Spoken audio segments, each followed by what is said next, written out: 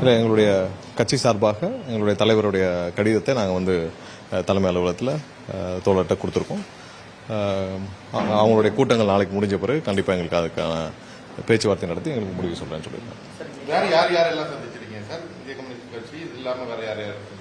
இல்லை, ஏற்கனவே நாங்கள் இதில் இமெயிலில் அனுப்பிச்சிருந்தோம். இப்போ நேரடியாக கடிதத்தை கொடுத்துருக்கோம்.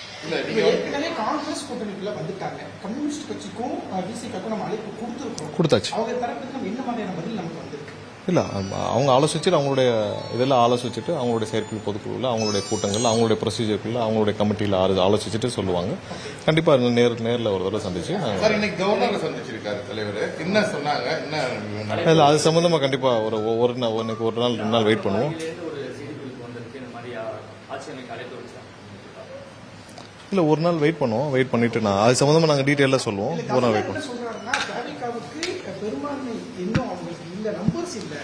பாருங்க, சட்டப்படி உங்க எல்லாருக்கும் தெரியும், சட்டப்படி சிங்கிள் லார்ஜஸ்ட் பார்ட்டிக்கு கண்டிப்பாக ஆளுநர் அழைப்பு விடுக்க வேண்டும். இன்னைக்கு தமிழ்நாட்டில் ஒட்டுமொத்த தமிழக மக்கள்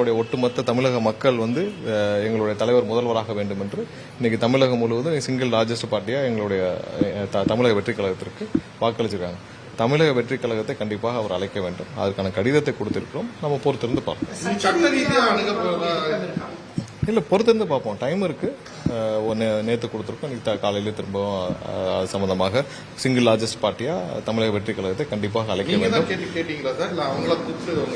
இல்லை, நாங்களாக இன்னைக்கு மறுபடியும் கொடுக்கப்பட்டிருக்கு. ஸோ அதுக்கப்புறம் அவர் முடிவை சொல்ல வேண்டிய டைம் இருக்கு. கண்டிப்பா என்ன சட்டப்பூர்வமா செய்யணுமோ அதை செய்வாங்கன்னு நினைக்கிறோம். ஒரு நாள் வெயிட் பண்ணி பார்ப்போம்.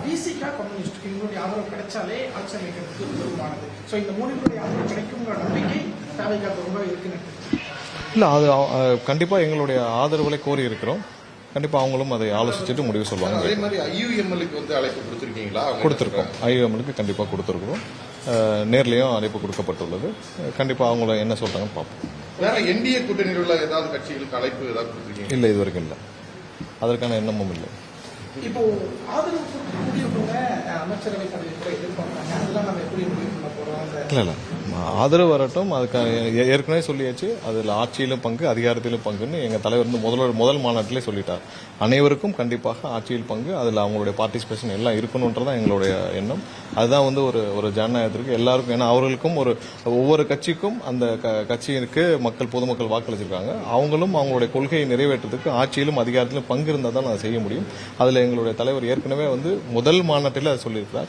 எல்லா கட்சிக்கும் அவங்களுடைய கொள்கையில் அவங்க மக்களுக்கு செய்ய வேண்டிய பணியில ஆட்சியிலும் அதிகாரத்திலும் பங்கு இருந்தால் தான் செய்ய முடியும். அதற்கான பங்கீடு இருக்குன்றதுல முதல் மாநாட்டிலே சொல்லிட்டார். ஸோ அதுல எந்த மாற்று கருத்தும் இருக்காது. எந்த நெருக்கடியும் இல்லை. 100% இன்னைக்கு 1.5 கோடி மக்களுக்கு மேல 1,75,00,000 மக்கள் மேல வாக்களிச்சிருக்காங்க. இது ஒட்டுமொத்த தமிழக மக்களும் எங்களுடைய தலைவர் முதல்வரான வாக்களிச்சிருக்காங்க. இப்படி ஒரு தேர்தல் இதுவரை நீங்கள் பார்க்காத ஒரு தேர்தல் 1 வருஷம் சொல்லிட்டு இருக்கோம். நீங்கள் யாரும் பார்க்காத ஒரு தேர்தலாக கண்டிப்பாக இது இருந்திருக்கும். அதை நான் நம்புறீங்க. மக்கள் திருவிழா போல வாக்களிச்சாங்க. மாற்றத்தை விரும்பி வாக்களிச்சாங்க. மக்கள் என்ன நினைச்சு வாக்களிச்சாங்களோ அது 100% நாங்கள் இல்ல, அது வேண்டான்னு இல்ல. கண்டிப்பா அது எப்பவுமே இதனால தேவையில்லாத பொதுமக்களுக்கு இடையூறுகள் வேண்டான்னு சொன்னதான் எங்க தலைவர் தான் வேண்டான்னு சொல்லி நேற்று அந்த போலீஸும் அந்த எஸ்கார்டும் இதுவும் வேண்டான்னு எங்களுடைய தலைவர் எடுத்த முடிவு தான். தலைவர் தான் வேண்டான்னு சொல்லி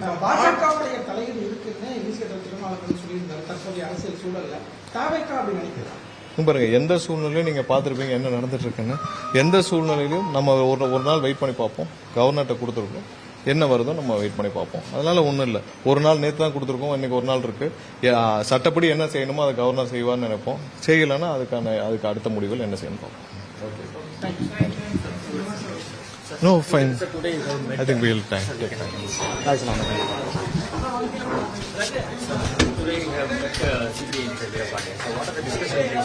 No, so we have given our official letter to CPI leaders and we have asked for the support. Definitely we'll see. Because they have their own their formalities. Their committee need to be formed and they need to discuss. So based on that they'll discuss and they'll come.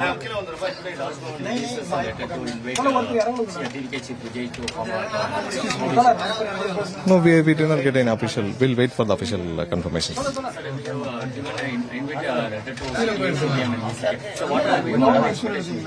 No, definitely. See, as a party, they have their own committee to be decided, and once their party committee and their executive committee is done, they'll get back to us. Let's wait for the result. No. See, power sharing already our leader has mentioned. Power share has been already for any party there will be a power share. This our leader has announced in the first meeting itself, in Veerapandi meeting itself. So that there won't be any changes. This has been already informed in the first Manat itself. So definitely 100% power sharing will be there, and it will be a participation of all the alliance party with the government. So that will be a fair of running the government. Thank you.